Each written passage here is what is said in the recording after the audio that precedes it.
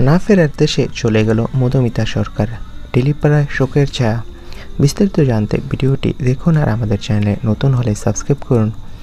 আজকাল পর্দায় ধারাবাহিক টিকতে গেলে প্রযোজনা টিআরপি 1 থেকে 10-এর মধ্যে থাকতে হয়, নয়তো স্লট লিড করতে হবে। টিআরপি না পেলেই মাত্র 1 থেকে 2 মাসের মধ্যে ধারাবাহিক বন্ধ করে দেন চ্যানেল। সদ্য শুরু হয়েছে নতুন ধারাবাহিক বলে বাবা পার কারেগা। এই ধারাবাহিকের হাত ধরে বহু বছর পর আবার পর্দায় ফিরেছেন অভিনেত্রী মধুমিতা সরকার। বিপরীতে অভিনেতা নীল ভট্টাচার্য। মধুমিতা আর নীল দুজনেই হাই ভোল্টেজ শিল্পী, তাই আশা রাখাই যায় তাদের ধারাবাহিক ভালো সাড়া ফেলবে পর্দায়।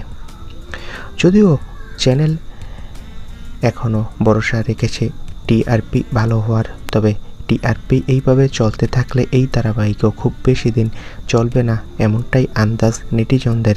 আর তাই সামনে সিরিয়ালে ধামাকা টুইস্ট আসছে। সামনে সিরিয়ালে মারা যাবে মধুমিতা সরকার।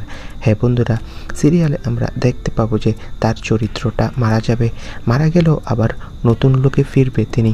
তো বন্ধুরা, তোমরা কে কে বলে বাবা পার কারেগাতে মধুমিতার এই ধামাকাদার টুইস্টটা দেখতে চাও কমেন্ট করে জানাও আর আমাদের চ্যানেলটি সাবস্ক্রাইব করে রাখো। ধন্যবাদ।